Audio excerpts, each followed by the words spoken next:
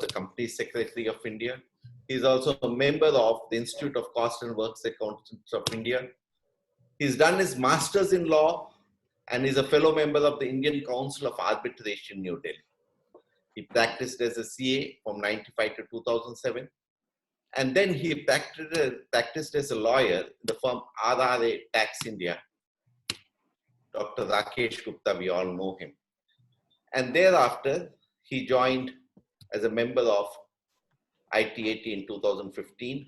He resigned in 2017. And thereafter, he's practicing as a lawyer with Messrs. RRA Legal Delhi, specializing in anti-money laundering law. With these few words, I introduce Ashwini Taneja ji. I once again welcome all the members, brothers, sisters, to this webinar.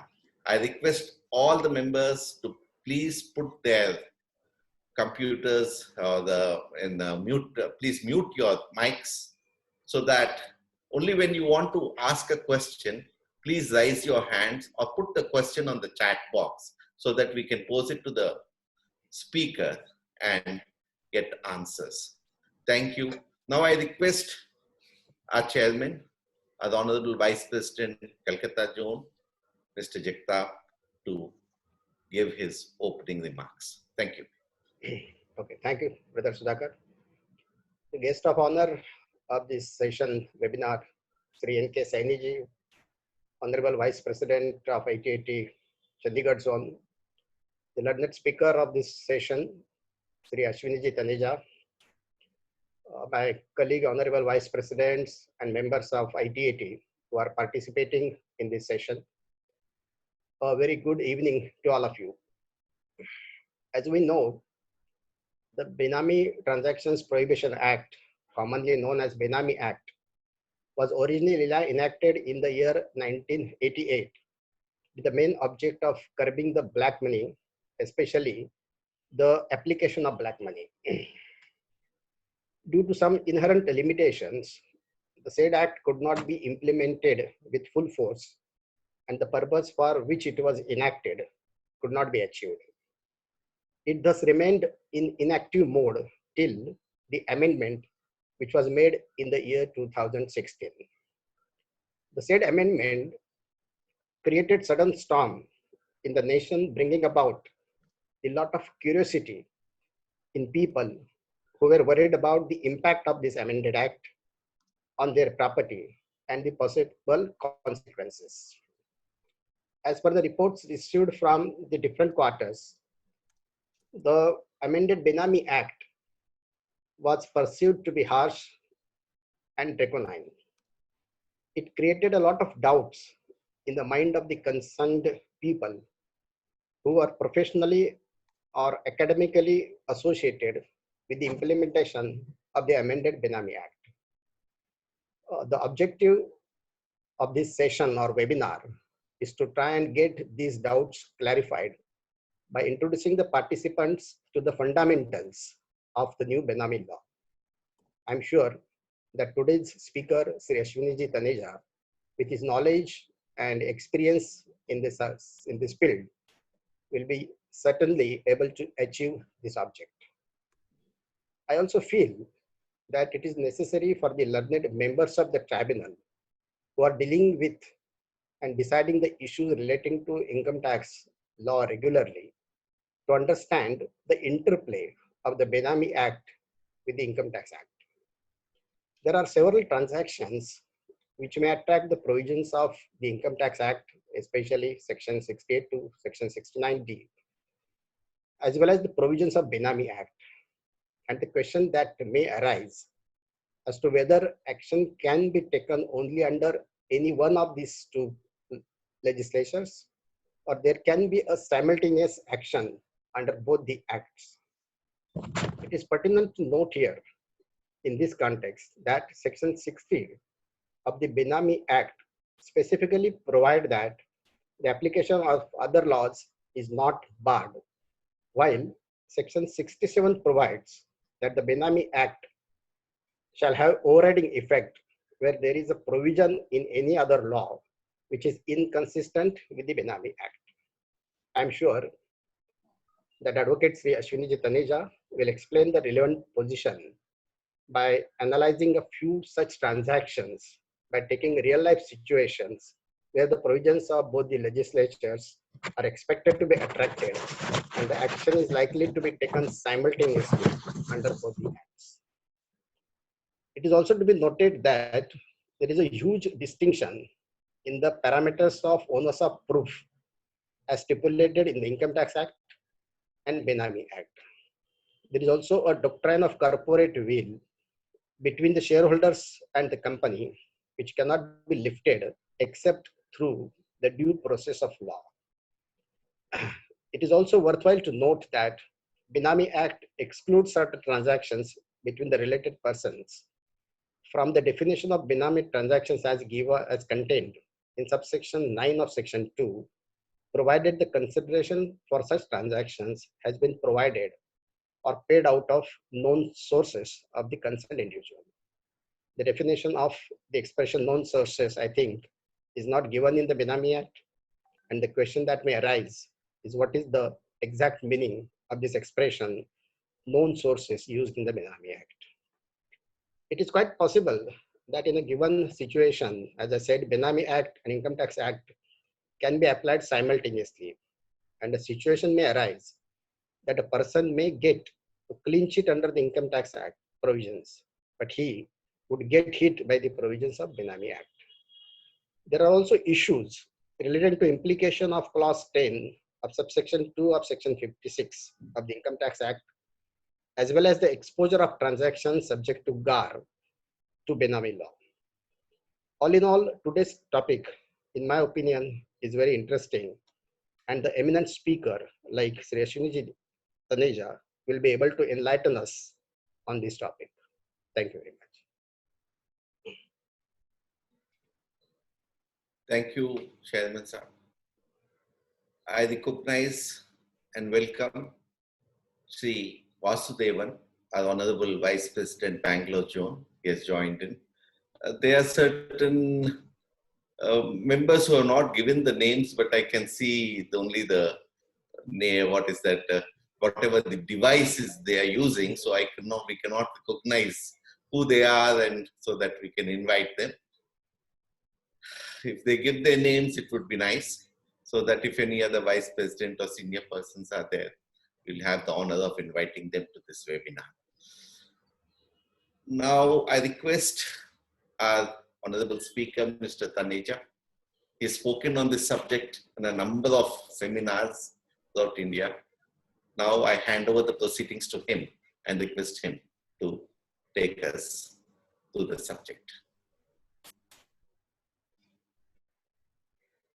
Thank you, sir, for the kind words you spoke about me.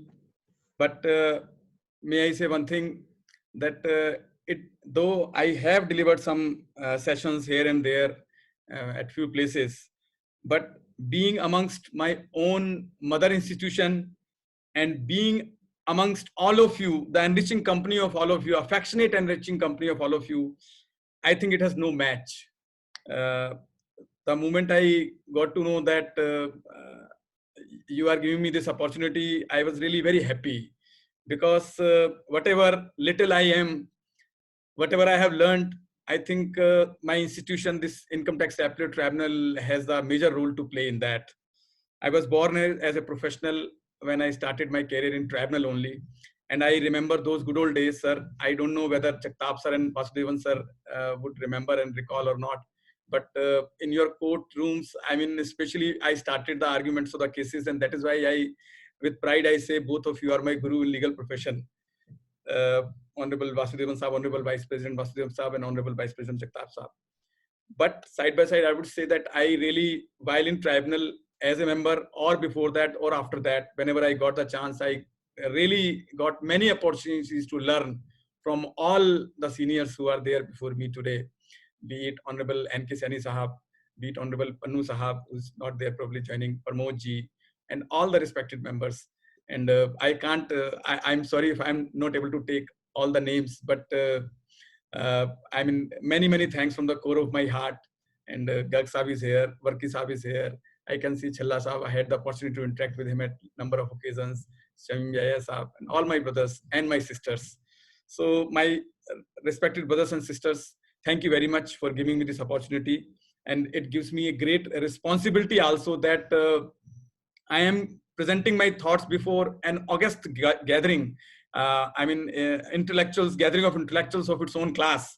So pardon me if I am not able to come up to the expectations. Whatever little I have learned from here and there, I will put before you. So if you like it, credit goes to you because you have taught me right things. And if you don't like, then maybe in my understanding and my upbringing, there is some deficiency here and there. But I can see name of Day Saab also, Brother Ramit, Narendra Bhai, everybody, Pawan Bhai, Anil Chaturvedi. I spent good time. Brother Bhaskaran, I'm grateful to all of you.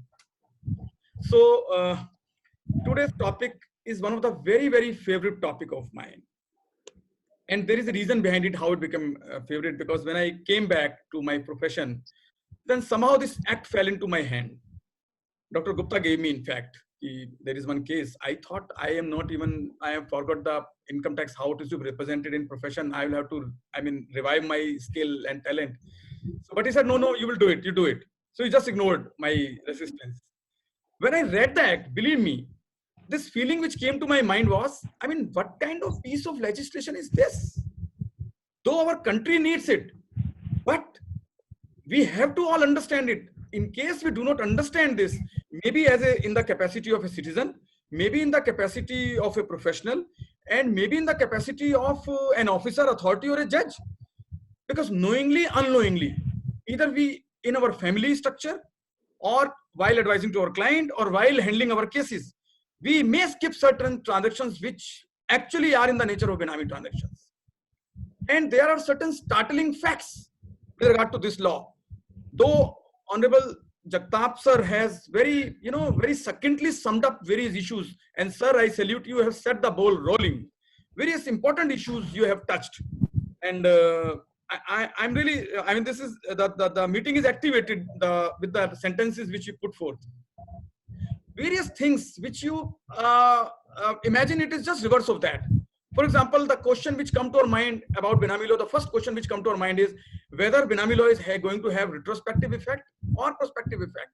Because if it is going to have retrospective effect, believe me, it is doomsday for many, maybe even for some innocent persons.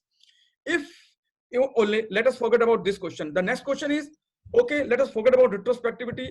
If the transaction is done by a person today, then to what extent and within how much period the action can be taken by a Benami law officer? Whether there is any time limit. Then the next question comes to us is whether only immobile properties are covered or movable also are covered. Whether there is any threshold limit. Whether rural people are covered also or urban only are covered. Whether there is any scope of intention here, meaning thereby if somebody has done Benami transaction without any bad intention, whether still he will be roped in. If by mistake transaction has been done, whether any scope of U-turn, whether there is any scope of compounding. Next very important question, suppose a person has been levied tax, suppose he is doing a transaction using money from taxpayer sources, whether still it can be roped in Benami transaction, meaning thereby leading to the double whammy. So etc. There are few more questions, and believe me, sirs, the most of the answers will be just opposite to what you think on the basis of common sense, because it is really uniquely drafted piece of legislation. Of course, our country needed it, and salute to the person who has drafted this law. But we will also study, while we will studying the utility of the law, the flip side of the law, so that the real domain and scope, how it is going to affect, we can work out. So if you'll permit me, I will begin with the slides. And one thing more, I like my session to be very, very participative, as light as possible. I like if we can even laugh in between small tidbits, so that the very serious, kind of subject, we can understand it lightly. And I don't mind at all if I am interrupted in between. It is no interruption at all. It rather adds to the value addition. You can raise the question in between, just switch on your mic and say whatever you want to say. If I am going to cover it in the next slide, I will request you to hold on. Otherwise, I will like to join it there and then. So with that, I will open my slides. I may be permitted to kindly do the screen sharing. Or I have to do it myself, right? This is this, and here we are. My slide must be visible on the screen. If not, please tell me. So first thing which comes to my mind, or in anybody's mind, would be that where from this word Benami came into picture. Whether this is a word of Sanskrit or Hindi or Urdu or English, where from this word came Benami? Yes, you might rightly guessing this is neither Sanskrit nor Hindi. This is actually from Persian language. That means Benami word came into picture at the time when Persian language was in vogue in our country. And that means Benami transactions were happening at that time. Not only at that time, I will also draw your attention to certain laws which were enacted at the time when British rule was there in our country, and doing Benami transactions was almost, you can say, expressly allowed. Yes, I mean it, what I'm saying. And why I'm taking to the evolutionary background, so that we can decipher that whether it can have the retrospective effect or what are going to be the consequences.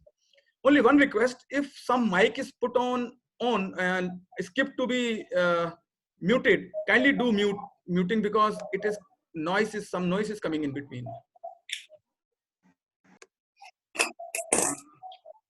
I'm not able to mute it. Pavanji's mic is on. You can mute everybody and then unmute yourself, Ashwini ji. Okay, sir. That's okay.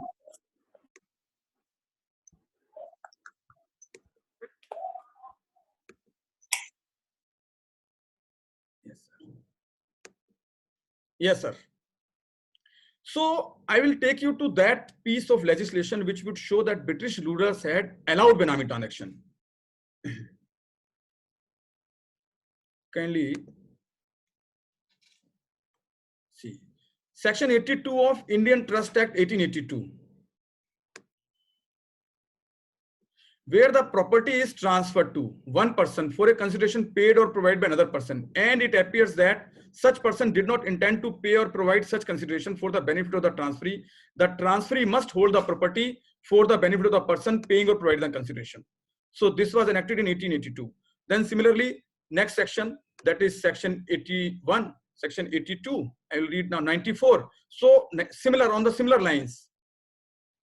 Now kindly see, I will read 94 also. 94 says, in any of the case not coming within the scope of any of the preceding sections, where there is no trust, but the person having possession of property has not the whole beneficial interest therein, he must hold the property for the benefit of the person having such interest, or the residue thereof, as the case may be, to the extent necessary to satisfy their just demands.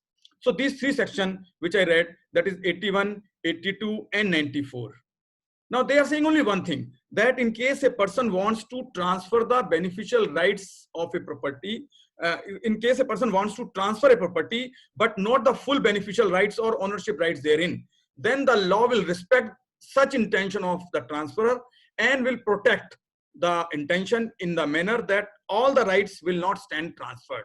Meaning thereby a property can be bought in another name without transferring the full ownership rights therein.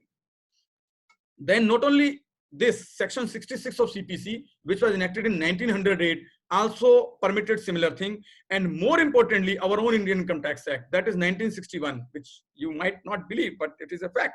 Section 281A of Income Tax Act allowed Benami transaction. It said, yes, you can do Benami transaction. Expressly, it said it can be done Benami transaction. I will read this section before you.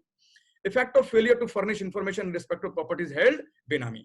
No suit to enforce any right in respect of any property held Benami, whether against the person in whose name the property is held or against any other person, shall be instituted in any court by or on behalf of a person, hereinafter this section referred to as claimant, claiming to be the real owner of such property, unless notice in the prescribed form and containing the prescribed particulars in respect of the property has been given by the claimant within a period of 1 year from the date of acquisition of the property to the chief commissioner or commissioner.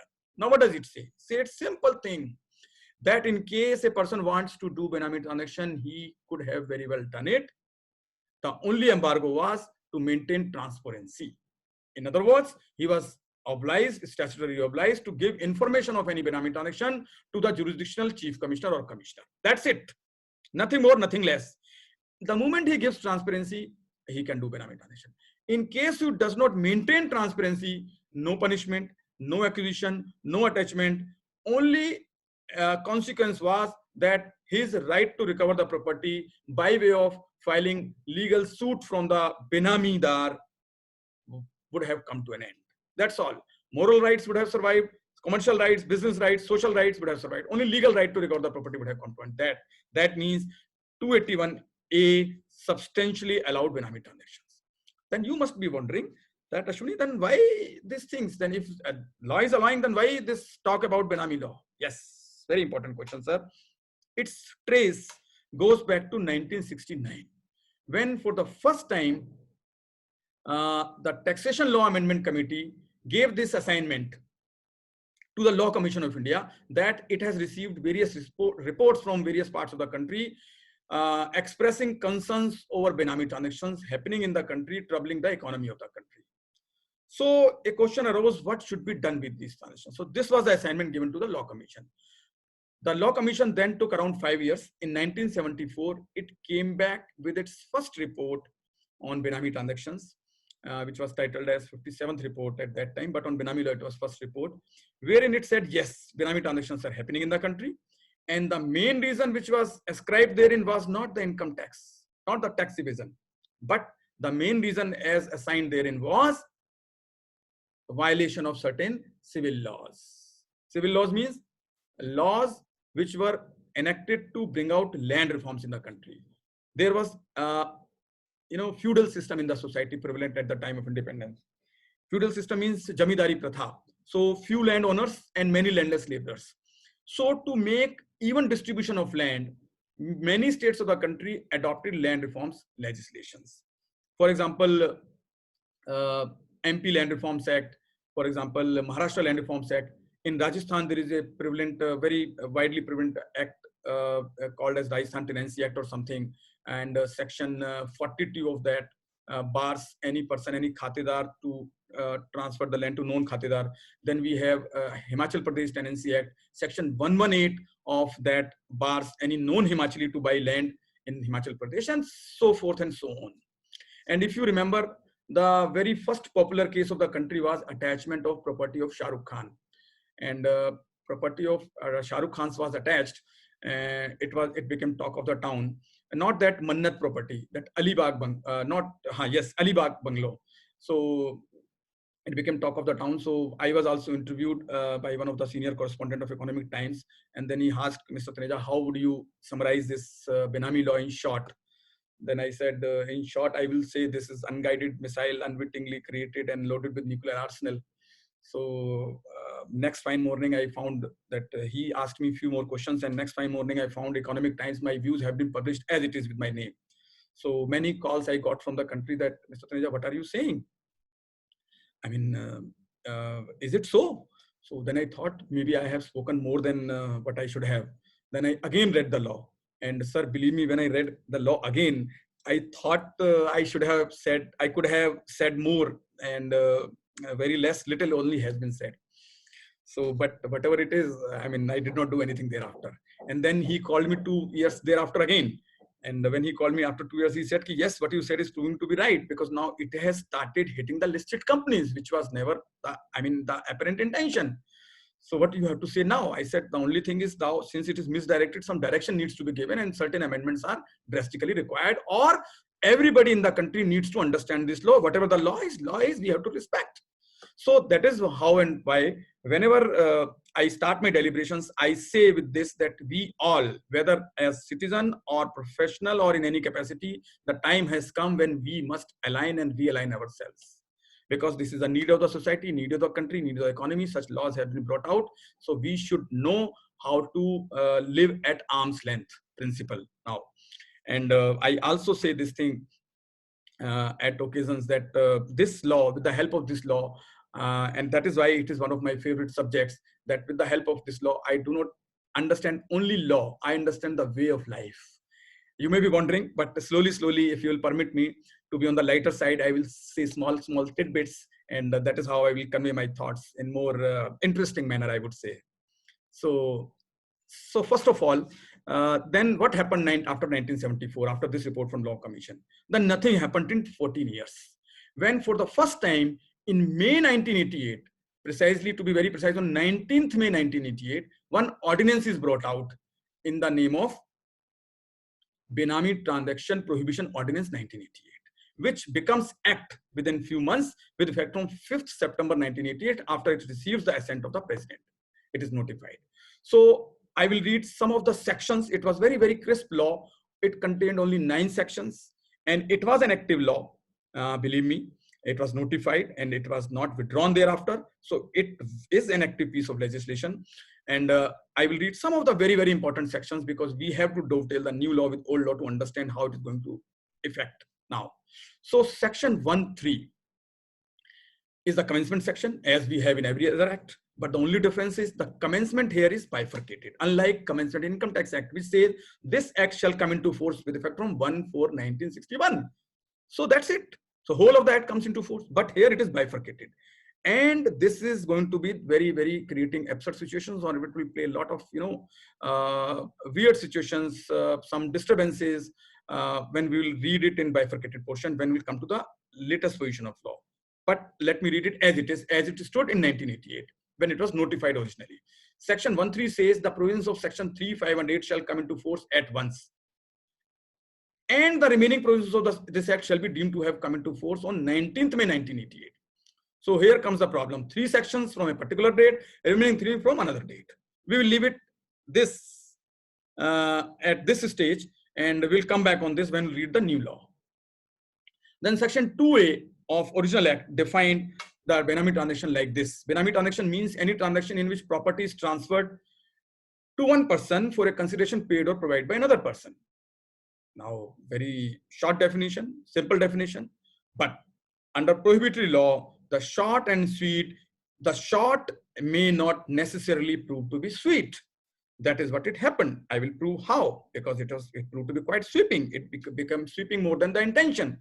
Now, for example, if a person borrows loan from the banker to buy a property, and the banker, for security reasons, make directly payment to the seller, as it happens nowadays also, then that situation will be covered here, because the consideration is paid by somebody. So literal application, that situation is covered. Purposive interpretation, not covered. So this definition apparently is incomplete, and that will be evident when we read the new definition. So let us leave it at that stage for the time being. Then section 3 read, no person shall enter into Benami transaction. I am reading section 3 on the slide. I think section 3 slide is open before you. No person shall enter into any Benami transaction. So it says no means no. Absolute prohibition. No ifs and buts, no scope of intention, no reasoning, no reasonable cause, nothing like that. No means no. वो साहब एक movie आई थी ना जिसमें कहा था no means no. So उसी lines पे no, simple. And then it says that the only 2 exceptions are there in case of subsection 2 says his wife or unmarried daughter. Why they left poor husband? I really don't know. And daughter also only unmarried. Not, as if after marriage the daughter will not be any more daughter. I don't know. There was some reason that only 2 persons were picked up as exception. So meaning thereby, if a person's case fell in section 2A, right, then it will be Benami unless it fell into these 2 conditions, wife or with unmarried daughter. That's it. If the property was bought in the name of wife, okay, saving. Unmarried daughter, saving. Otherwise it is Benami for whatever reason it is. No escape. Then section 3 also said, whoever enters into Benami transaction shall be punishable with imprisonment for a term which may extend to 3 years or fine or with both. So friends, kindly see, anybody entering into Benami transaction shall be punishable also. And then the offense, nature of offense was non-cognizable and bailable. So meaning thereby, now what is non-cognizable and bailable? Cognizable means where arrest can be done of a person without the warrant being in possession of the policeman. And non-cognizable where warrant is mandatory beforehand. And bailable means bailable or non-bailable. The only difference is under bailable, the bail is given by the court as a matter of right. In non-bailable, bail will have to be obtained and court will have to see the justification of bail on sound judicious principles. Now, why I mentioned this? Because now it has become non-bailable, the present law. And subsection 5 read, all properties held Benami shall be subject to acquisition by such authority in such manner after following such procedure as may be prescribed. So friends, kindly see, I mean, punishment is there, acquisition is, everything is there, punishment is there, definition is there, commencement is there. Then what happened to this law? Why it was not in apparently in active stage? Because the entire buck stopped here on section 5. It says subject to such acquisition by such authority which may be prescribed. So no such acquisition authority was ever prescribed. Number 1. Number 2, no redressal mechanism was prescribed. No appellate mechanism was prescribed. So that is why it remained like a paper tiger, pran rahit sher. So which was put on the doorsteps of many people. And when they came out in 2016, the life was infused in this line. And that is how the birth took place of new Benami law. Now, when I say new Benami law, I do not mean any new law has been introduced. What has been done actually is one amendment act has been passed, notified with effect from 1/11/2016. Though the amendment act has been notified by the present government in 2016, but the bill was presented by the previous government. And while the bill was presented, it was also sent to the Standing Committee on Finance, that is the committee, parliamentary committee, under the chairmanship of Mr. Virappa Moily. And the report was prepared by Shri Moily, and that report is on the public domain available. It was around 250 pages or so, in which he had obtained the opinion of many people of the country, many experts from judiciary, from profession, from society, etc. And then the final, one of the opinions given therein was that this law is going to have disastrous result. If this law is implemented as it is, it will make a lot of hue and cry, and around 60% of urban India and 50% of rural India may be treated as Benami going by the present provisions. But since the country needed it to stop many leakages and these transactions were troubling in the economy, that is why this law was brought out. And now many people are struggling with the law, trying to understand what is the right application of the law, what is the incorrect application of law, and we are all struggling. And that is how I am also before you, because all of you sirs have a major role to play in understanding and implementation of the law in the right perspective, in a proper manner, in appropriate cases. So section 1.3, so how the amendment has been done is, Amendment Act is introduced like every year amendments are made in Income Tax Act, that one Finance Act comes and it brings out some sections which are to be amended, and some new sections, and old sections remain as it is. These new things are imposed in the incorporated in the existing Income Tax Act. So the same way it has been done. But the only difference is here, the old sections were 9 and new sections which are brought in are 74. Yes. So it is like inserting large ship into small boat. So this question came to the mind of many, and this question was asked from the Honorable Finance Minister, the then Finance Minister, late Shri Arun Jaitley, and the floor of the House. And when this question was asked, Honorable Shri Jaitley, he was very witty in giving replies. So he replied. He replied very skillfully, and he said there seems to be a very good argument, impressive argument, but the government has a sound reasoning behind it. And the reasoning is the government did not want to give immunity to the people who have done Benami transaction in last 28 years. How 28? 2016 minus 1988. So these 28 years, they did not want to give immunity. So that is how the first impression comes, as if the law is retrospective. But in the court of law, this is not the conclusive factor to decide whether this is retrospective, because the law has to be read. So let us try to find out what the law says, law also says. So first of all, first thing first, commencement section, what the commencement section says. So no new section with regard to commencement has been brought out, meaning thereby the original commencement of section 1.3 remains as it is. When it remains as it is, let us read the effect and the magic of it. Section 1.3 says, the provisions of section 3, 5 and 8 shall come into force at once. And the first question which arises is, what do we mean by the term at once here? What I mean is, at once means when the act was notified originally, that is 5th September 1988, or at once means now, when the Amendment Act has been notified, that is 1/11/2016. So opinion is divided. Everybody will say, sir, when the act was originally notified, 1988, most of the people would say like that, maybe. But if I say section 3.5 has got some changes and section 8 is totally changed, then what?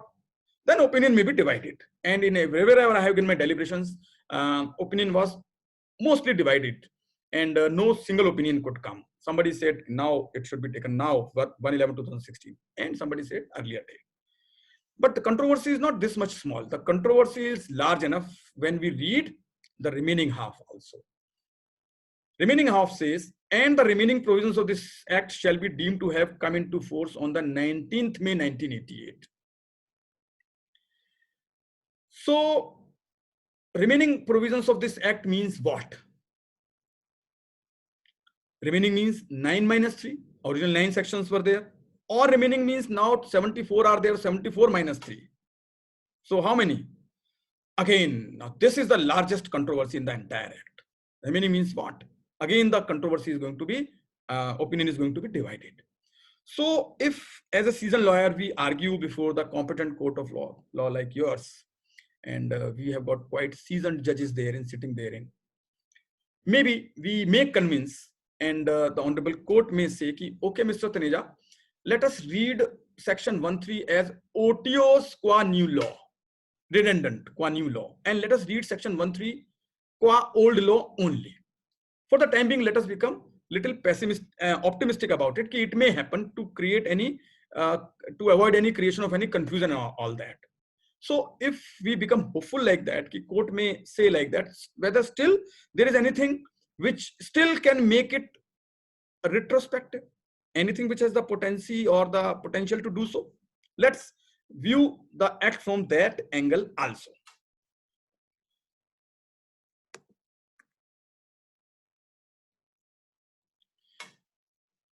Now, this law has been drafted in fantastic manner. It is a work of Pete.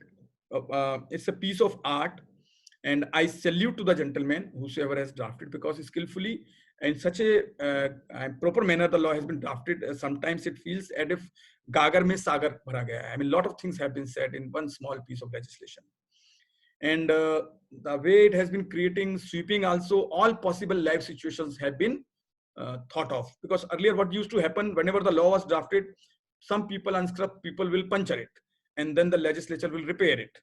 So now this time what they thought, ki, okay, let us visualize how the people are going to puncture it in a wrong manner and how we are going to repair it. So probably 10 visualizations were done on the 11th time, whatever was the outcome that is here before you in the form of the present law, which is evident from the fact, the beginning itself, that it has 4 parts. The definition of Benami transaction, the definition itself of Benami transaction, which is contained in section 2.9. The whole controversy revolves around, the major part of our discussion today can revolve around section 2.9 itself, though I will be moving further, but it is so much things coming out of that. And it has 4 parts, part A, B, C, D. So the beginning of the part A itself is quite sweeping, which says a transaction or arrangement. Sometimes a person says, sir, I have not done any transaction. So legislature has already ensured its answer. Okay, you have not done any transaction, but you have made some arrangement. Okay, read further, you can't escape. So a transaction or arrangement where a property is transferred to. Now, sir, kindly see how many commas have been used here. Where a property is transferred to, comma, or is held by, comma, a person, comma, and the consideration for such property has been provided, comma, or paid by, comma, another person, comma. In fact, I read one news in News Times of India a few months back that somebody had to pay $1 million fine or something like that for improper use or no use of comma where it was required. So legislature thought, why to be miser on comma? Have comma after comma. To be on the lighter side, but I will definitely show the magic of comma here. So where a property is transferred to, comma. Now this is separated, is one compartment and separated by the another compartment which is succeeding. So let us read first of all this compartment only, where the property is transferred to. So if we talk about the time period, the prospectivity or retrospectivity part, the date of transfer should be when? Because we are presuming for the timing that 1.3 is not there for the new law. So then the date of transfer has to be post 1/11/2016. Okay, all right, accepted. Or is held by. Now, or is held by means held when? Of course, held today on the date when action is being proposed by the enforcement officer. Okay, all right. But the next question arises, held since when? Now here comes the entire controversy. Held since when? Now somebody would say since 1988. Somebody would say, why even 1988? It does not bind. So meaning thereby even time immemorial. So at the best, in the negotiation before the court, one may succeed to stop 1988. But it acquires a potency to take us back. And there is a reasoning also. I'll try to explain it with the help of reasoning. So it is saying if property is held today, which is Benami, it can be roped into this law. They are not talking about prosecution for the time being, but roping onto the property held Benami today. Now, I will try to illustrate it with the help of a live situation.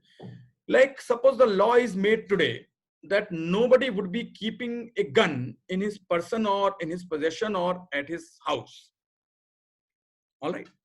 Say after, say 1st October, if a gentleman is caught with the gun in his hand.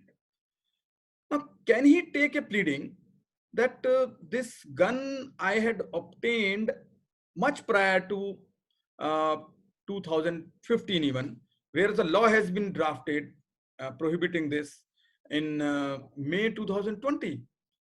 So I may be spared. I think your answer will be no, because he was giving the time window to get rid of the gun till October. So since he is still found holding, so the law is applicable upon him.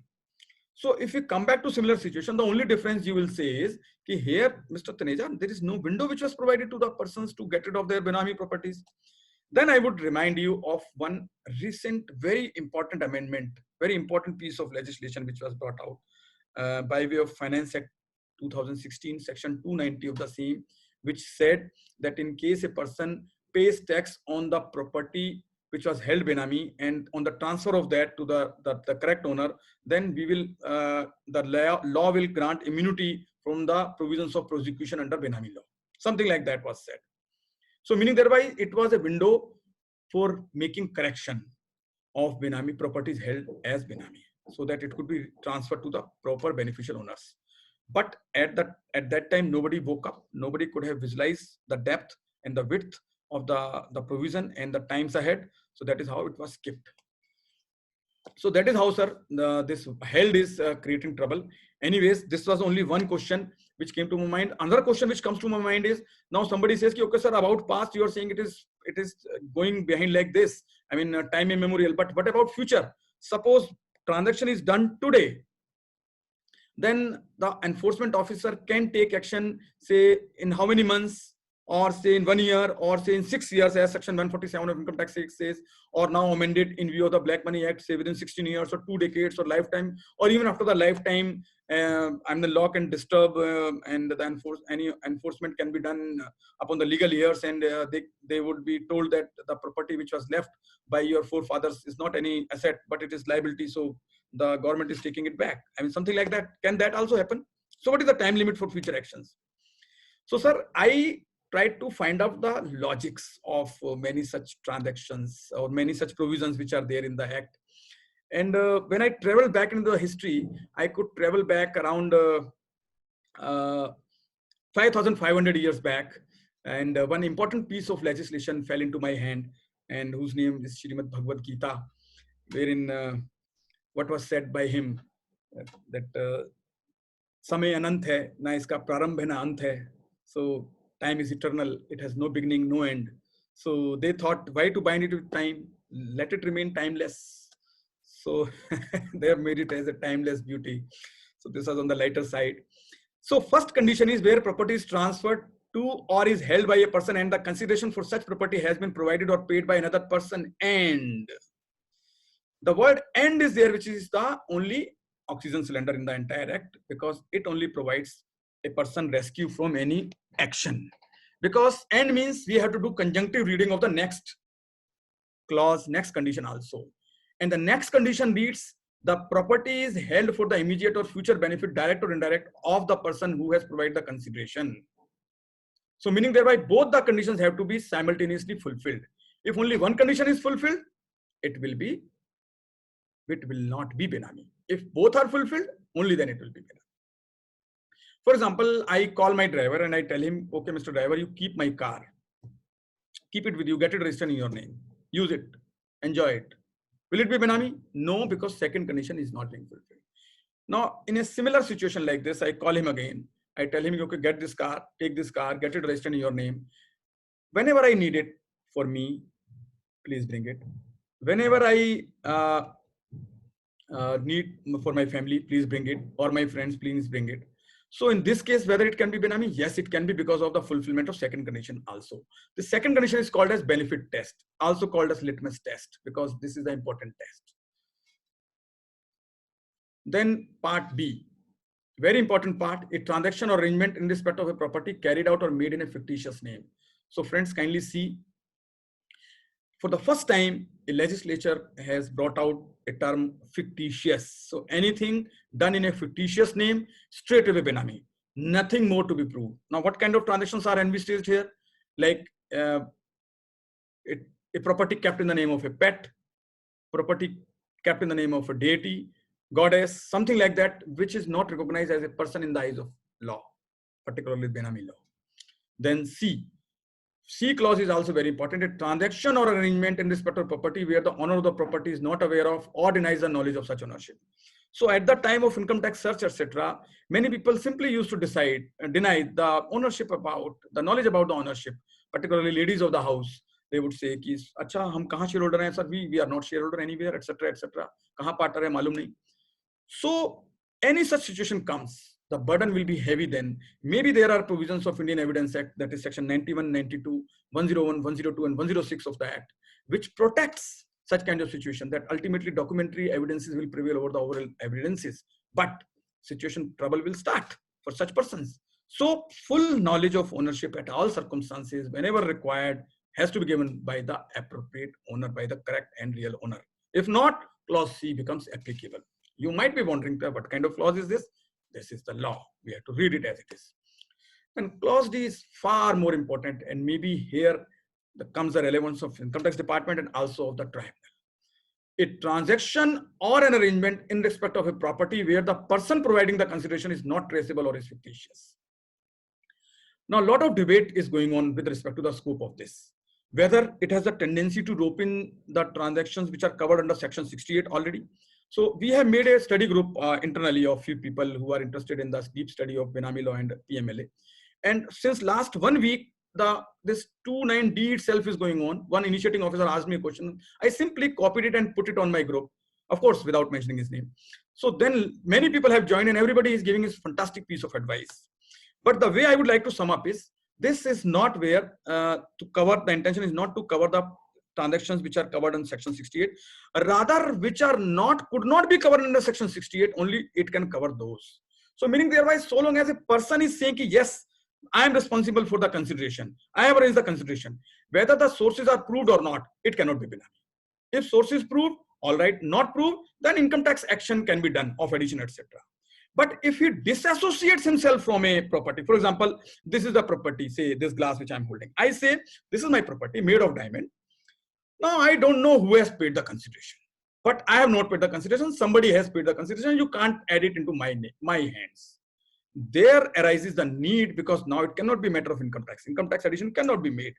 And if cannot be added into gift tax because of the limitation or etc., sorry, under section 56, etc., the only thing now the authorities can do is to rope in such kind of transaction under clause D.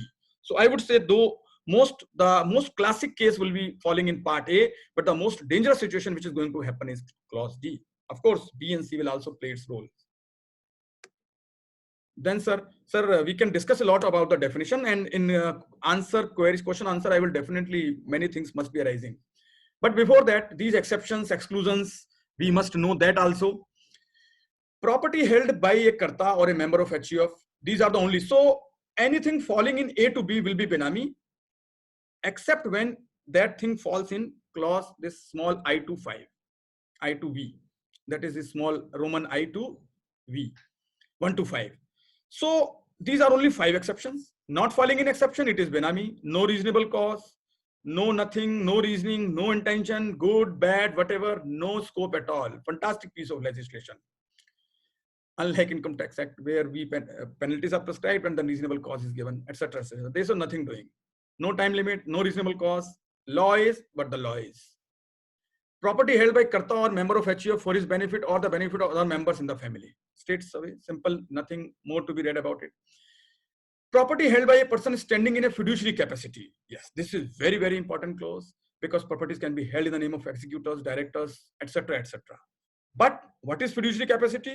This is itself a question to be debated, whether it can be implicit, whether it could be explicit, or both. What kind of fiduciary capacity they are talking about? We'll discuss that also. Then property held in the name of spouse or in the name of any child. Sir, ये बड़ी simple सी clause है पर इसमें बड़े interesting questions आते हैं पूछने के लिए. कैसे कैसे क्वेश्चन आते हैं? This Benami law is giving different kind of shiverings, tensions to different kind of people.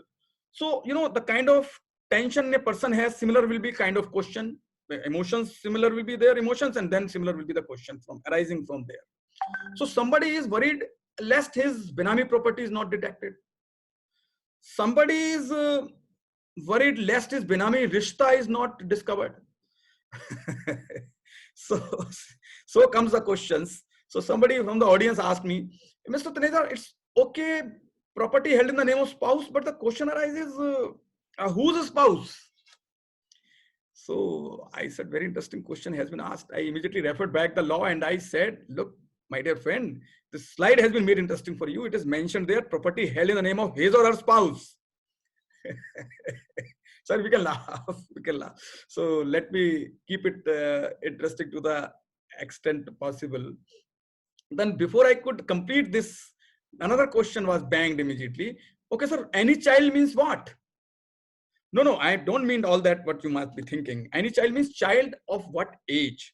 Meaning thereby child up to 18 years only, or child even beyond that will be considered as child here.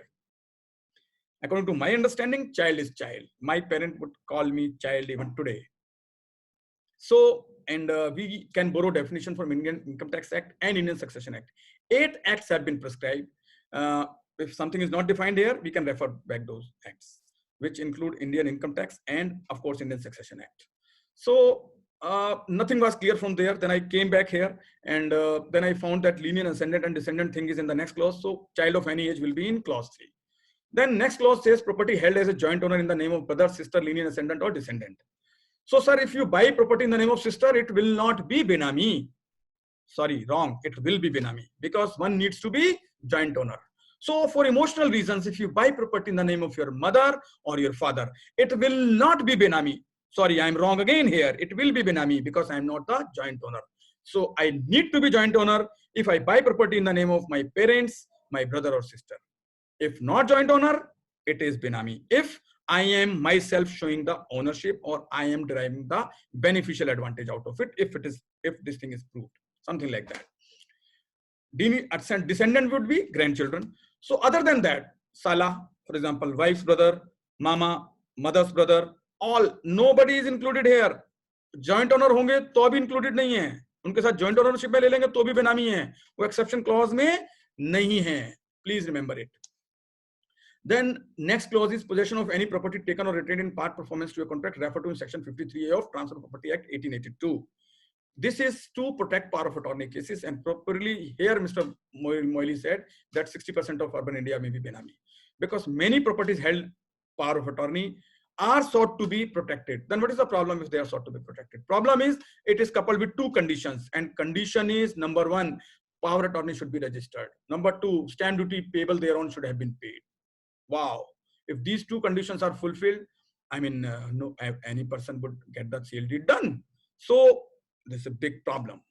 One thing more I forgot to mention with regard to all the clauses, that is clause number 1, 3 and 4. One other condition is there that the person paying the consideration should have paid it out of known sources. Known means K-N-O-W-N, known. Now this is contradistinction to the words which are used under income tax law like disclosed sources, declared sources, tax paid sources. No, that means the legislature is clear that we have nothing to do with the payment of tax or otherwise. This law is different from income tax law. People do say that it is common like income tax act. I have heard them saying, but believe me, sir, there is nothing common between income tax law and Benami law except one thing, that the enforcement is being done by the department which is common, that is income tax department. Otherwise, the game of burden, the burden of proof, the whole concept is absolutely different here. I had a detailed discussion once with the Honorable Shri N.V. Vasudevan Saab, because one of the classic judgment of Supreme Court was argued by his father, sir.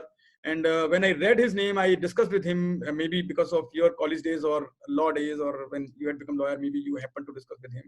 And then he shared with me, yes, there are serious issues with regard to the burden of proof. Whose burden is what is always a cardinal issue.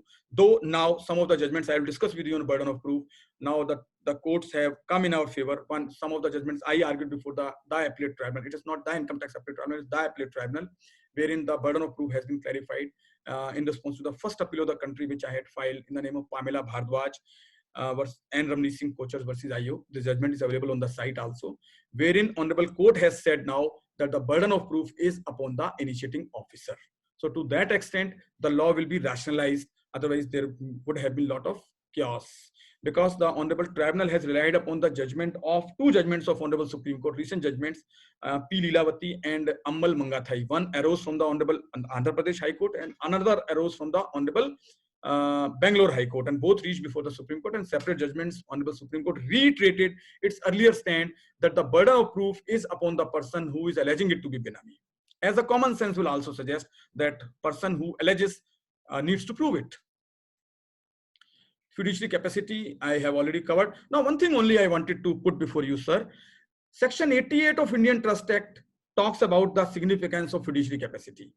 Now, all the sections, I forgot to mention that when this 1988 Act came, all these sections of Indian Trust Act which endorsed Benami transaction were repealed. That is section 81, 82 and 94 was repealed.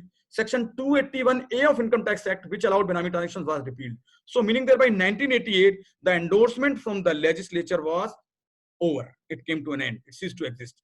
But the section 88 still remains. It has not been repealed or removed. So fiduciary capacity benefit law very much recognizes. And so does the Supreme Court judgment of P.V. Sankarakuru versus Leelavati. Benami property. It means any property which is the subject matter of a Benami transaction and also includes the proceeds from such property. So to be on the lighter side again. So they say ki, okay, property you leave, but proceeds you have, proceeds can be attached. So karma aapke saath saath chalte jayenge. Theory of karma, you see. I was saying that we can learn life also with the help of this law.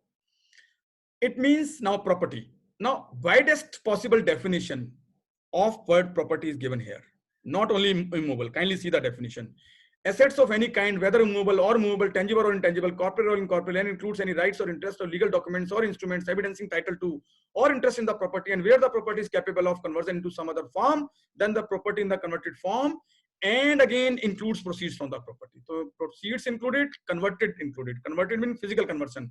Like once somebody makes from gold biscuits jewelry, debentures are converted to shares, raw material is converted into finished goods, etc., etc. Benamidar. Such a fabulous definition of Benamidar. It means a person or a fictitious person, as the case may be, in whose name the Benami property is transferred or held, and includes a person who lends his name.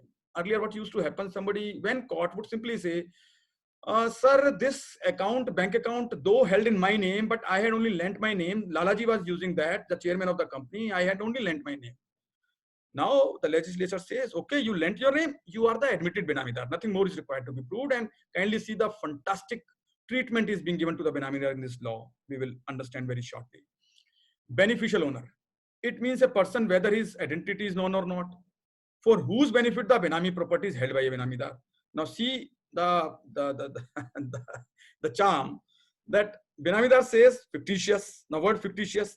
If somebody is fictitious person, how he can be Benamidar? How you catch hold of him? Now, another definition of beneficial owner says, it means a person, whether his identity is known or not. If his identity is known or not, how would you catch hold of him? How would you identify him, define him, etc., etc.? So again, I analyze the logic, and logic I got from there again. What was said by him there? That your body is perishable. It comes, takes birth, it dies, goes back.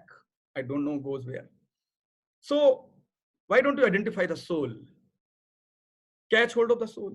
and prosecute him. So that is how Benamidar and beneficial owner, initiating officer. Now this initiating officer, as the name personifies, the name clarifies, he initiates the proceedings under the income tax law, under the Benami law. He is the law enforcement officer. And sir, the enforcement job is given to the income tax department. Benami prohibition unit has been carved out, comprising of these officers of these ranks, ACIT and DCIT, and additional commissioner come joint commissioner, joint commissioner, and one director of income tax investigation. So one unit carved out of investigation wing, comprising of these three officers. They does the law enforcement work, and initiating officer does the entire work. Both other authorities just only supervision work. And approving authority does the job of additional commissioner as is done under section 151 of Income Tax Act, granting of sanction, etc. Then adjudicating authority. Now here the job of income tax department is disassociated, meaning thereby now after the work is done by the initiating officer, orders are passed by initiating officer, matter goes now to adjudicating authority. So it does not move up like CIT appeal and tribunal. From there it takes, turn like night takes 2.5. So it goes to adjudicating authority now. Adjudicating authority means an adjudicating authority appointed under section 7. Independent authority should have been appointed, but what has been done is for the time being, the charge has been given to the authority which is discharging the function of PMLA, and so therefore it is discharging both the functions. It is located in Delhi, only having pan-India jurisdiction, comprising of 3 members at the time, and all Benami law matters are heard jointly by both the officers, unlike PMLA, which is heard singly also. So that is the job of adjudicating authority, and by and large adjudicating authority is doing the stamping work by and large so far. Only 5% cases relief is given. Otherwise, most of the cases IO's orders are passed without sometimes even giving detailed findings. And for whatever reasons, let us do not go into that. That is how the things are happening as on date. Appellate tribunal. It is the appellate tribunal which was constituted, which is to be established under this act, not established. Now the function has been given to the appellate tribunal established under section 25 of PMLA, and which was in turn established under SAFEMA and COFEPOSA. So this tribunal is having around 7 or 8 functions like SAFEMA, COFEPOSA, FEMA, NDPS, that is narcotics. And Narendra Bhai would probably remember the appeals would be going here of all the attachments. And then also doing the job of, after PMLA, also doing the job of Benami law also now. And then we have administrator, means an income tax officer as defined in section 2(25) of the Income Tax Act, meaning thereby ultimately ITO will get hold of the property, sell it, auction it, manage it, operate it as per the directions of the government. Then brief procedure I am skipping, but just 1 or 2 lines. In fact, the moment an officer who gets the information, earlier question was used to ask from me that, Mr. Taneja, how would they come to know about Benami transaction? It is very difficult. It is something intangible, matter of intention. But believe me, the way things are happening, the information is being served on the platter, because the officer has been empowered to get the information on pull mode and push mode both.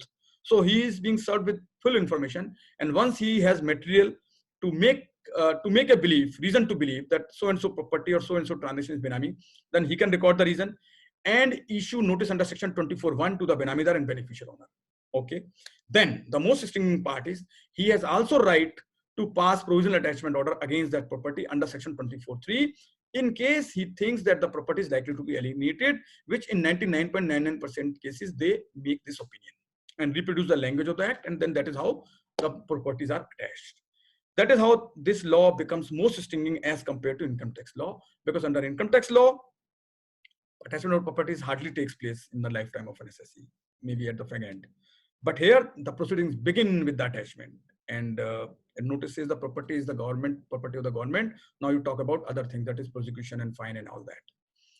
So after that, within 90 days, proceedings have to be culminated. The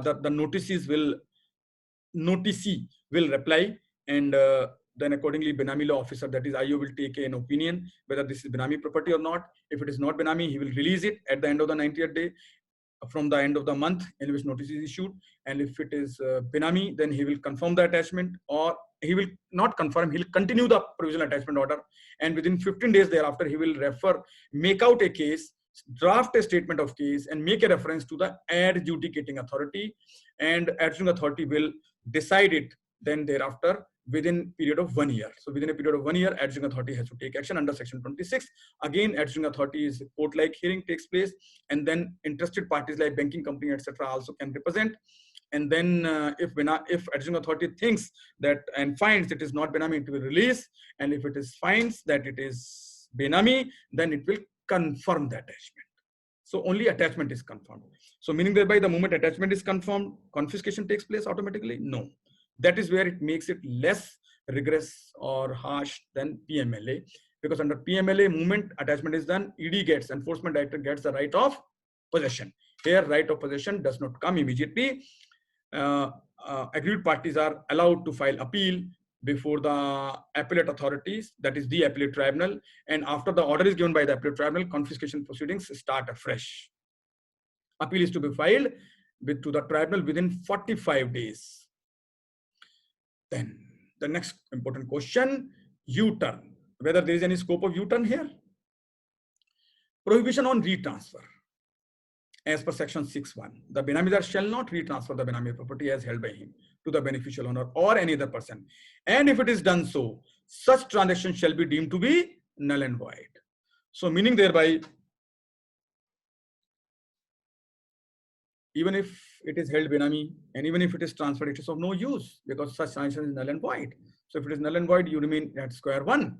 So I don't know why this section has been enacted. Maybe some people rightly say that the chance should have been given to the people that you retransfer the property, pay taxes thereon, declare it to the government, etc., etc. With some riders, corrections should have been done. I mean, the purpose of the law is to bring out reformations. So there are some the strong voices coming up that this kind of change should be brought out.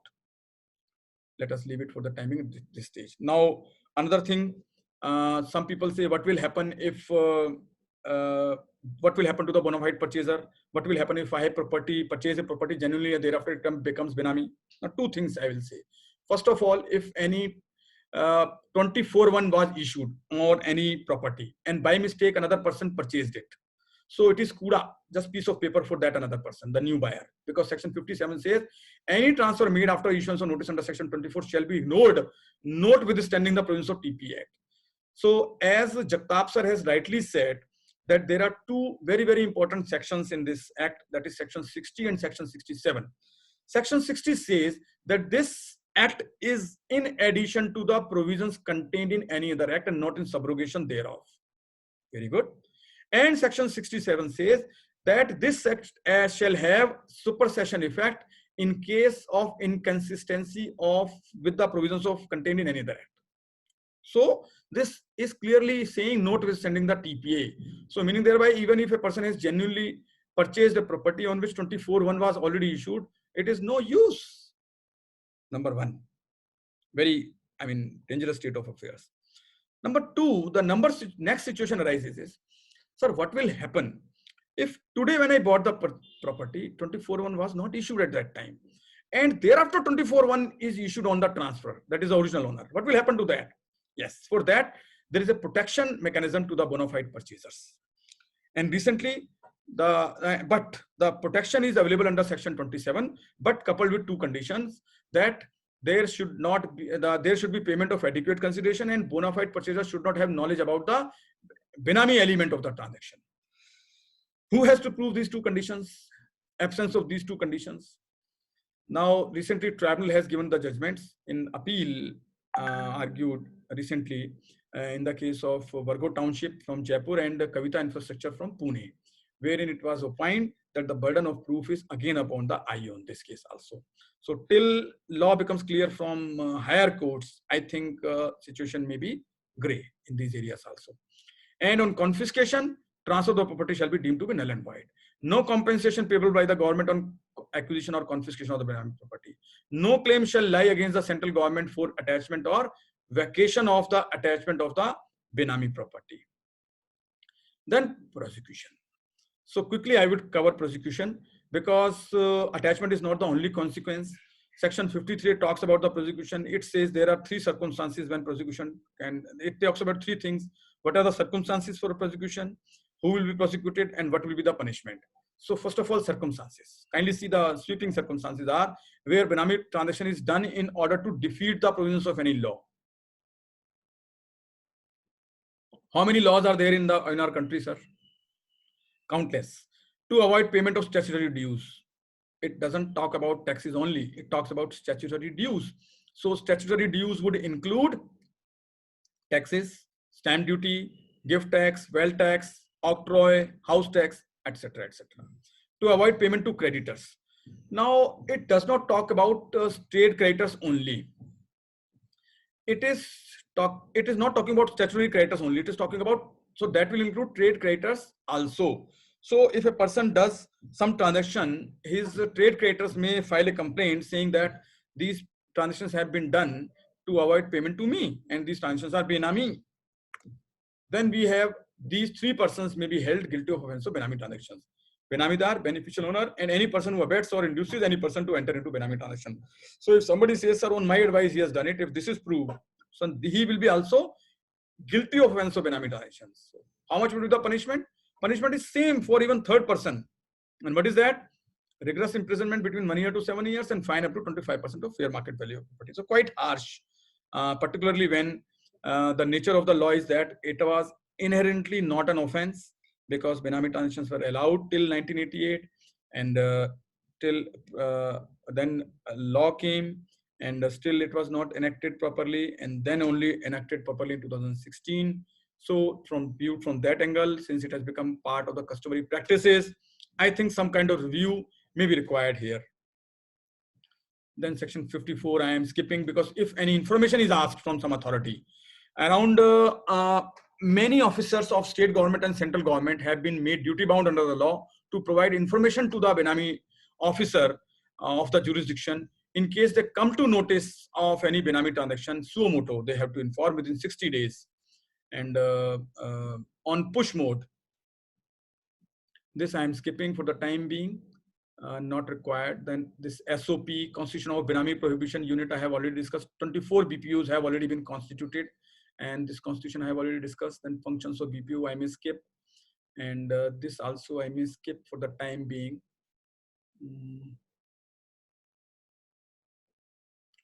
Then probably this is the slide where most of us may be very much interested. That is Benami law and interplay with other laws.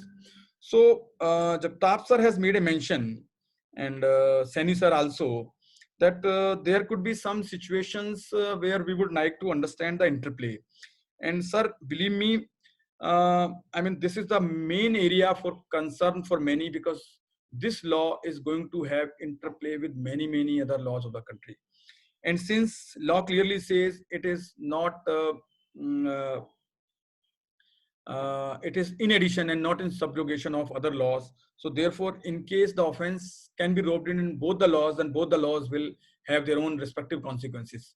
So let us begin with money laundering. We'll discuss on the next session. And Black Money Act, okay, let me shift to the next session. And let me concentrate on income tax and Benami law today. So firstly, let's begin the interplay with section 68, which is mostly talked about interplay. Now, whether there is an interplay and how, if yes. Now, I will give one real life example. In one case, what happened? One gentleman made surrender during the course of search, and he made a mention that this rupees 25 crore I am ready to pay tax. And he then also gave a breakup, and the breakup included rupees 10 crore of bogus share capital received for B Limited into his company R Limited. His name is R. His family and they are directors and shareholder in their family-owned company in R Limited, and share capital was received from B Limited, which he declared as bogus and paid tax thereon. So matter ended as it appeared to him, but actually matter did not end when the notice came from the BPO, Benami Prohibition Unit, wherein it was asked to him to call to give statement. And then when he went to appear for the statement, raising his collars up, yes sir, tell me. Then the officer asked, okay, you made some surrender of rupees 25 crores. Yes sir. And I have paid taxes also thereon. Okay, then there is some bogus share capital of rupees 10 crore, which you say bogus. Yes, sir, I have paid tax that on that also. Okay. So that means when you received check from B Limited, before that you had given cash to B Limited. Okay. Now there is silence suddenly. But silence will not convert this thing into no. So that means he gave cash to B Limited. B Limited in turn gave check to R Limited. And R Limited in turn issued shares to B Limited, and B Limited is holding those shares eventually.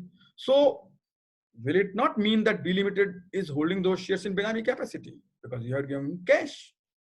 So B Limited is Benamidar, and I am making attachment of these rupees 10 crores lying in the bank account of R Limited, or the properties purchased through rupees these 10 crores being proceeds, and I'm also attaching these shares held by B Limited. Now, sir, tell me where is the scope of debate? Though there could be some views, but the situation as emerges is that the only issue which will arise is what is Benami asset here. Something is Benami because the way things have been admitted. So what is Benami? Now the only debate will be Benami is these shares only, or Benami is that property also, that asset also being the proceeds. Here I will say that, so firstly the proceeds cannot be there because proceeds will arise only when the Benami asset, LS Benami asset is sold. So shares are still held by B Limited. So no question arises of that asset, proceeds. And as far as R Limited's position is concerned, it has acquired and got the money in its independent capacity. It's a separate legal juristic person. So I don't think for this purpose a corporate wheel can be lifted, because whatever has happened, that has happened between B and R. So something, whatever has to take place between both of them, if at all there is something Benami, that can at the best be shares, number one. And that not at all the assets held legally by R Limited, which is held by it in its own capacity. There is no distinction between the legal ownership and beneficial ownership there. And in any case, this B Limited's asset, this B Limited and R Limited's relationship, I mean, that is an independent exercise in its own. So we cannot just bring in this exercise to attach or to attack the action in the hands of R. So there is one other opinion also, and I will put forth that opinion also. Somebody also says that no, here nothing will be Benami, because to prove Benami, there has to be existence of some asset. Now these shares are in fact non-existing assets, so therefore there cannot be any question of any Benami. So this is another school of thought. Now let us see how the law is going to evolve. But there is definitely danger zone in which a person will enter definitely. And sir, then thereafter comes with regard to GAR. Very important question, sir. You have asked what will happen if GAR is invoked. Sir, to my mind, the GAR can be invoked to bring in the Benami law in some ways. For example, I will recapitulate the judgments of AAR in AB Mauritius, wherein it was held that I will give you the background. There was one company in US whose name, let us say, is U company. And then there was another company whose name was,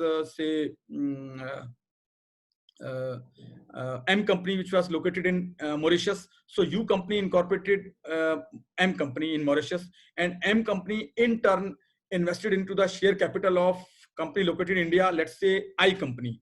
So AB Mauritius judgment said that the I company, that the M company is just a paper company of U company, and it is just simply beneficial owner is U company only. So under that scenario, what happened ultimately, that the benefit of treaty was denied because real beneficiary was U company. And PPT test was also invoked. If PPT test is also invoked, that is principal purpose test or something like that, then what will happen to Benami transaction? Under such situation, Benami officer can also come into picture, saying that the asset here held in India is Benami, and M company is Benamidar, and U company is beneficial owner. Now you might be wondering that whether it is also applicable on international assets.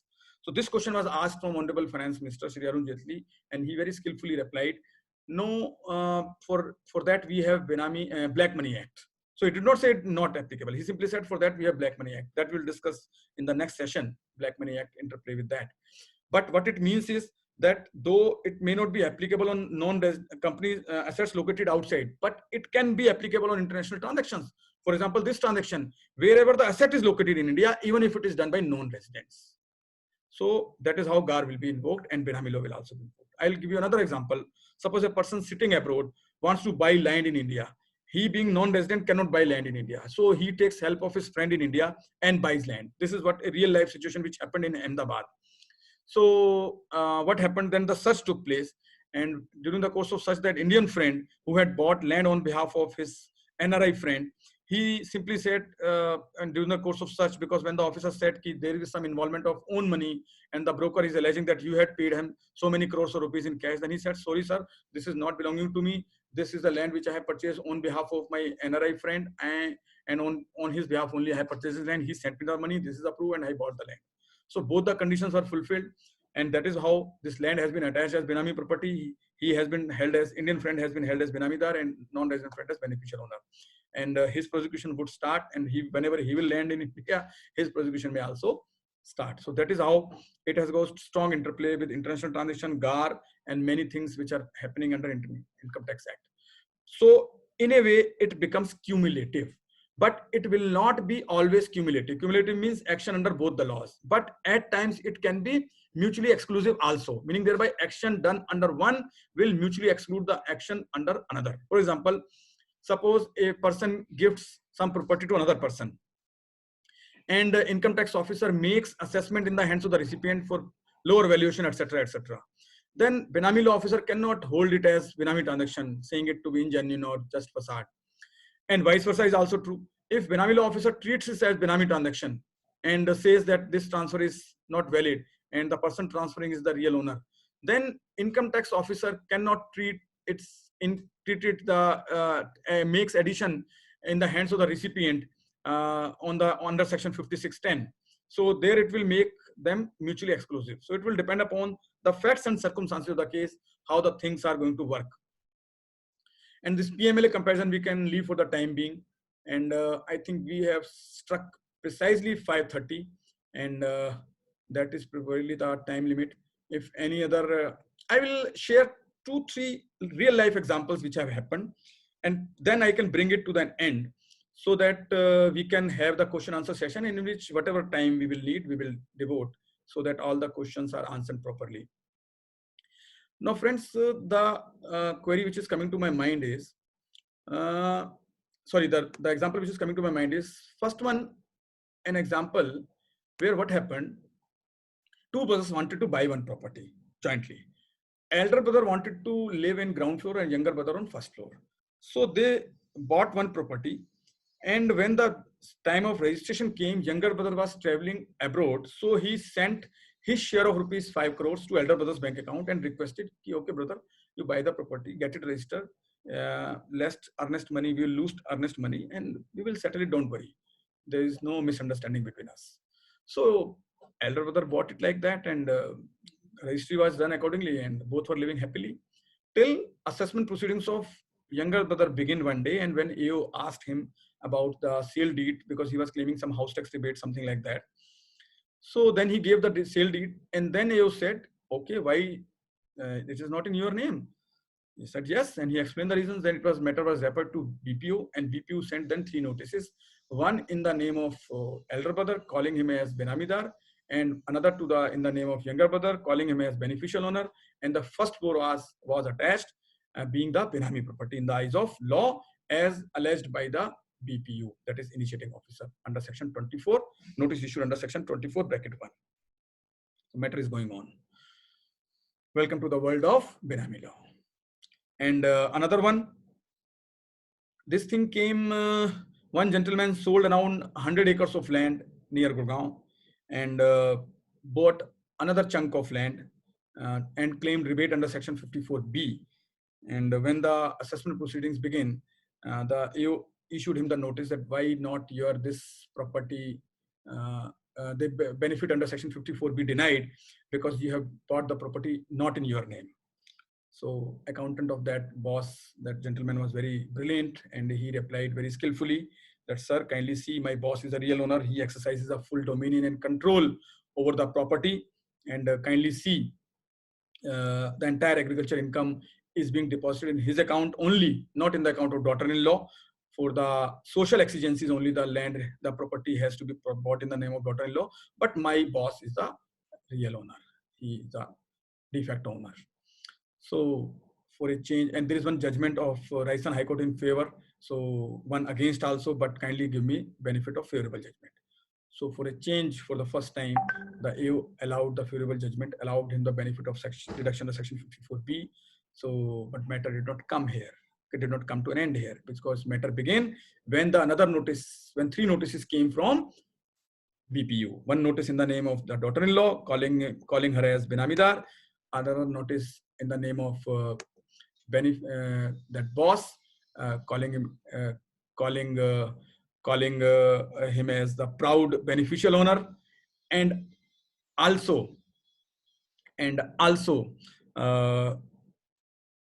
one notice the name of the accountant, because he was saying on my advice this was done. So that is how you are a better in this offense also, and the land is hereby attached. Let us talk about prosecution. So dear sir, as I was saying, that with the help of this law we can understand a little bit of life also. So I will sum up like this. Then with the help of Benami law, what I understand is that whatever I think inside, I should look outside the same manner. Whatever I think is mine, I should think that only mine. Whatever is not mine, neither I should think it is mine, nor I should tell anybody else mine. So in other words, get rid of Benami life and live real life. So thank you very much for the patient hearing. You have given me, probably I have exceeded 5 minutes from my time. So we can have question answer session, and wherever there was lack of clarity, I would like to put forth. But again, to all the respected my erstwhile colleagues and my elder brothers and sisters, thank you very much for inviting me for a talk and share my thoughts over here. Thank you very much. Thank you, Ashwini ji. It was a fantastic lecture. We really enjoyed it. You were very, very detailed, knowledgeable, and we all benefited from this fantastic talk. From the chat box, I find that our chairman had a question for you. What is the position on transactions involving immobile properties as a gift? I thought he should have put it, but when he put it in the thing, so you can answer that. Question is there on the chat box. Okay, sir.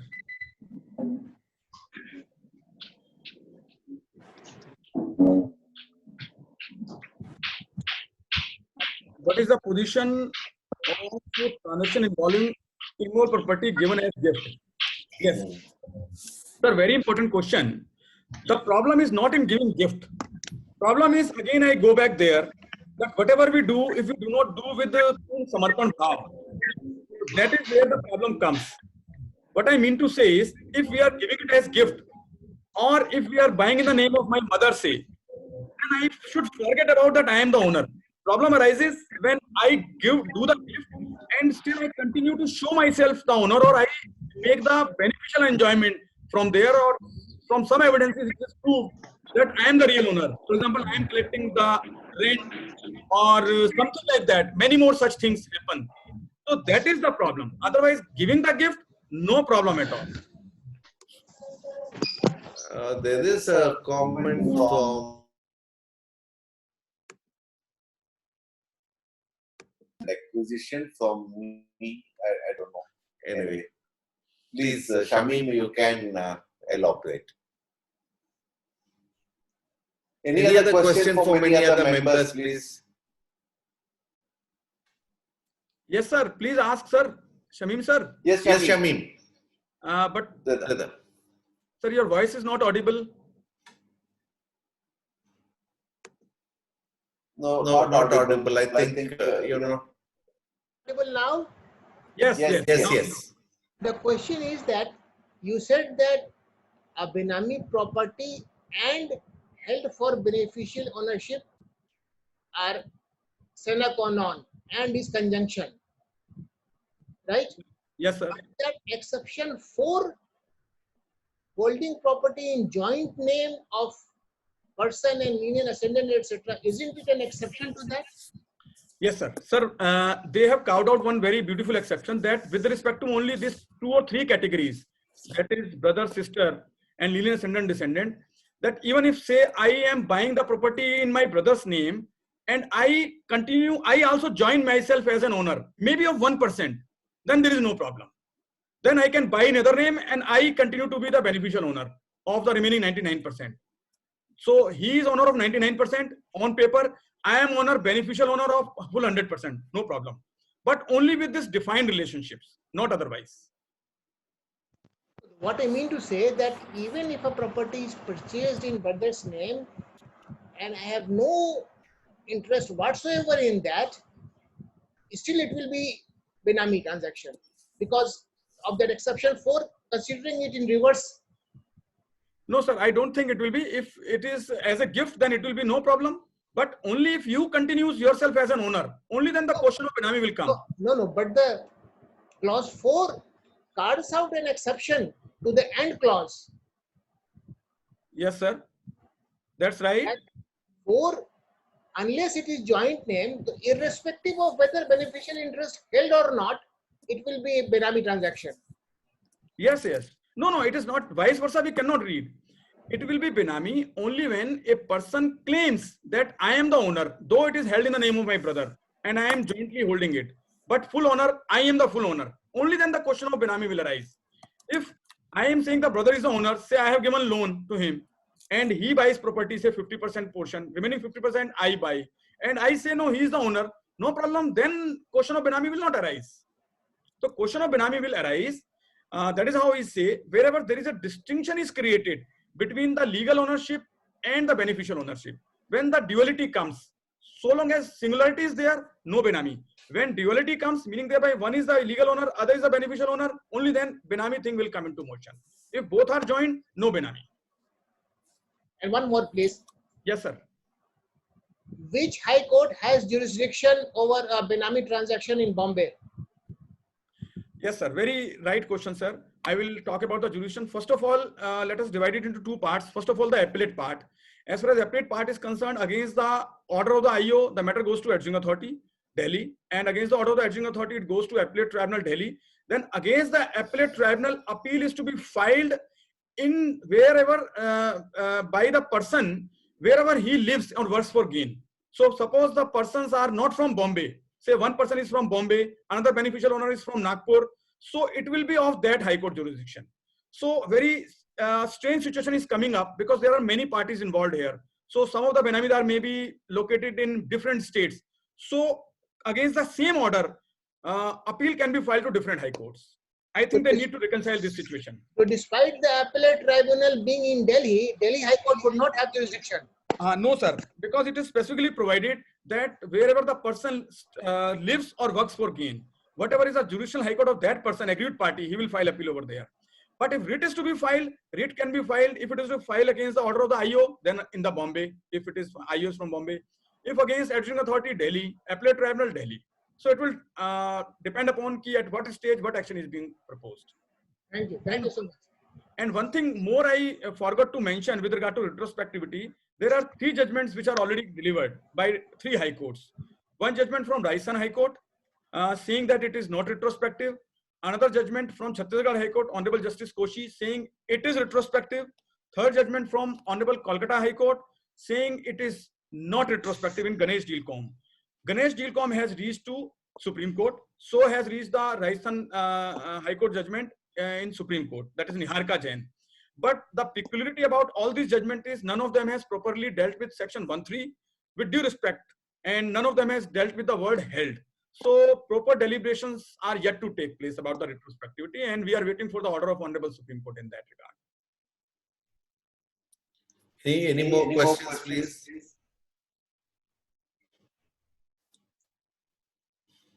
Bala, we can see your family members. Convey our greetings to them.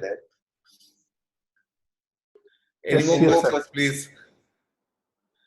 And I think we have to acknowledge the contribution of Renu Taneja.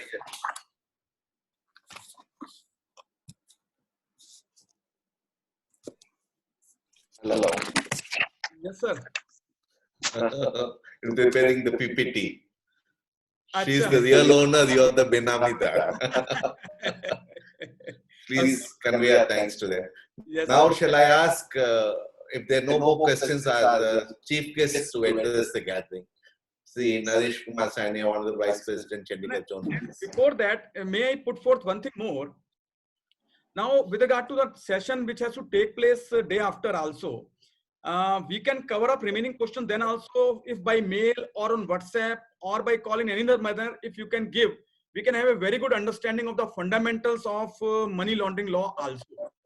And with your queries, we can make it very, very interesting session. Naresh Kumar Saini, please. Thank you, brother. Brother Shri Pramod Jagtap, chairman of this webinar. Shri Vasudevan, Vice President, Bangalore Zone, who are the jointly they have organized this webinar, and all the other honorable Vice Presidents, my colleagues, brothers and sisters, Shri Ashwini ji, the speaker, and all the other participants. Good evening to all. Today it is my privilege to be the chief guest of this webinar. The topic selected is the demand of the time, current time, the Benami law and its interplay with income tax law. Shri Jagtap gave the background and also should asked some question in that background also, whether what is the meaning of known sources in section 2.9, subsection 9, and whether the simultaneous action. He also told that simultaneous action can be taken in the Income Tax Act as well as Benami Act, but the Benami Act has some overriding effect, which was also explained by Shri Ashwini ji.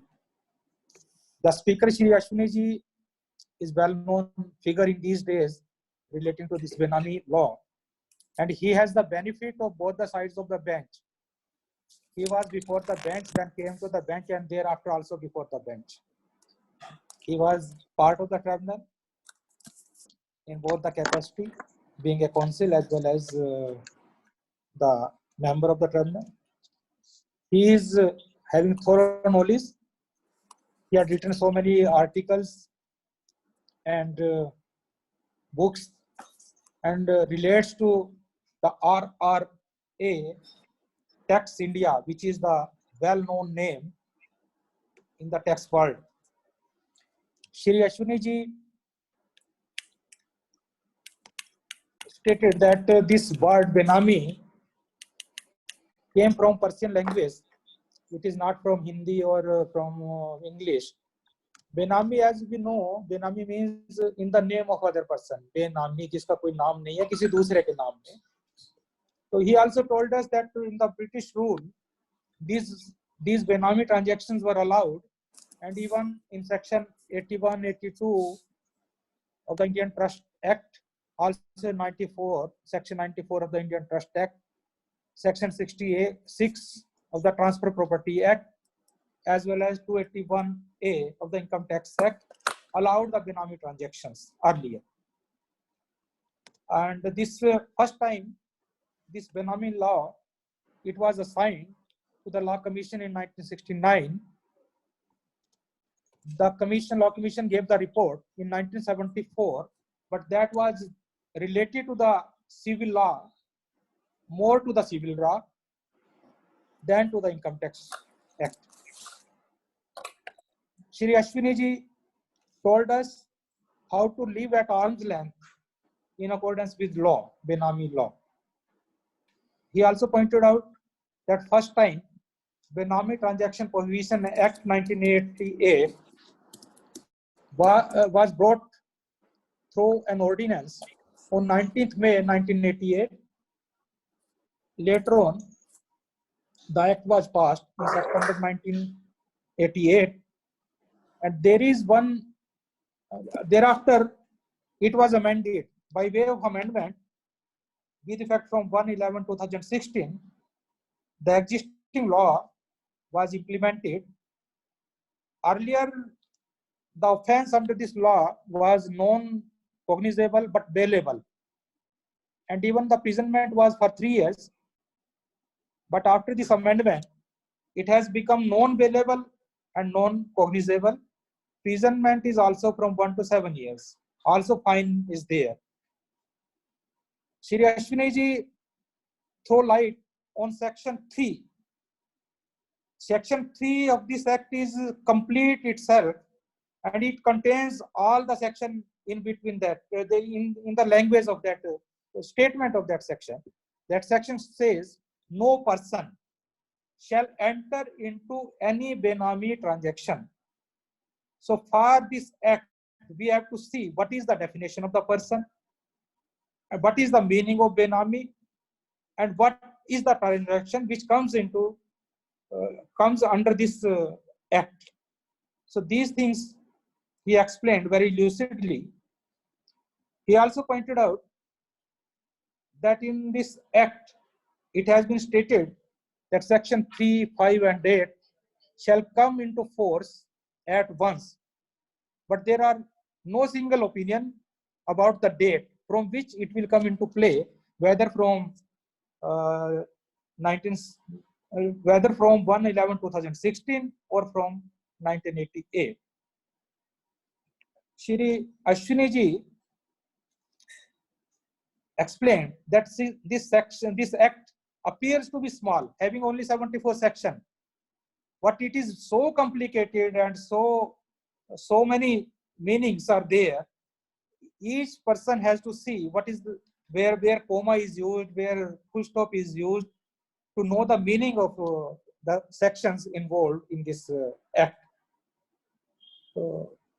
He also pointed out that there are different opinions, whether it is retrospective or prospective in nature.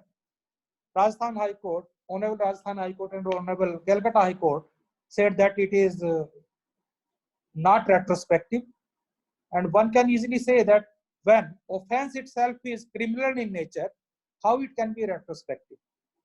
But no judgment yet came from the Honorable Supreme Court.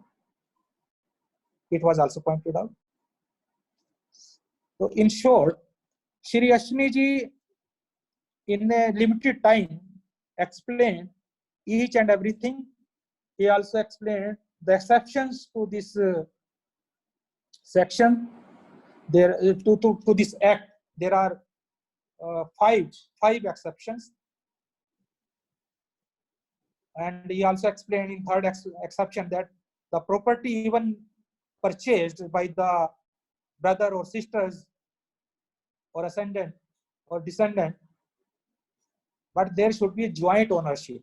Joint ownership is must. If it is not there, then there is no benefit will be given. And Shri Ashwini ji has so much knowledge of this act and explained in very simple way. Thank you very much, Ashwini ji. And I also again congratulate the Calcutta zone as well as the Bangalore zone in selecting such a topic which is beneficial to all of us. Thank you to all. Thank you, Brother Reddy.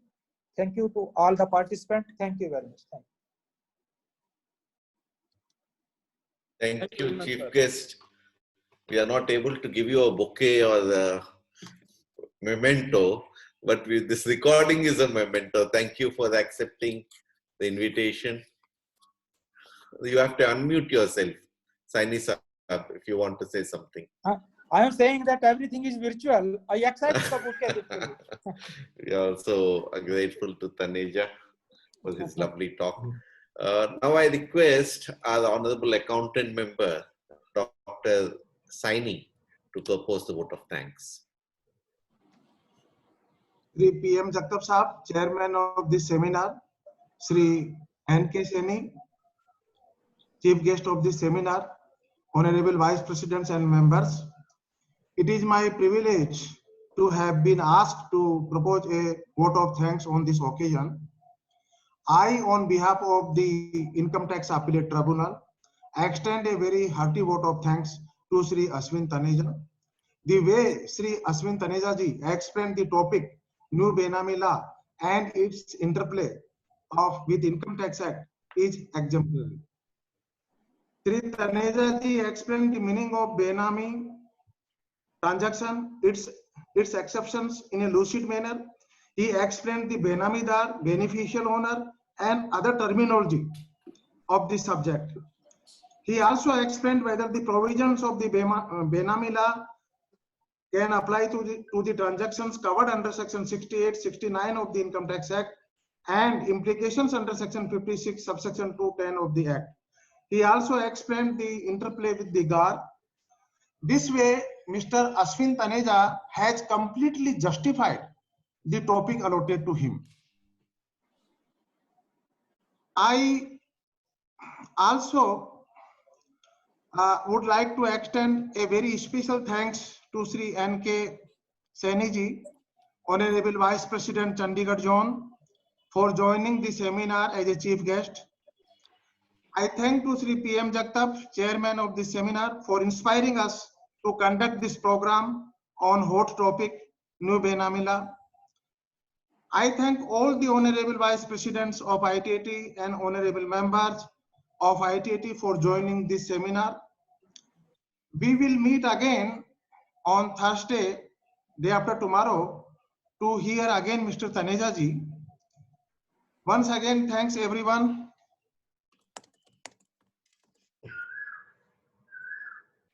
Thank you. Shall we close the meeting?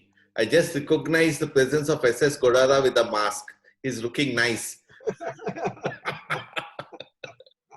And R.C. Sharma with a fan on top. He is sleeping and his fan is only visible. I don't know what is there on top of him.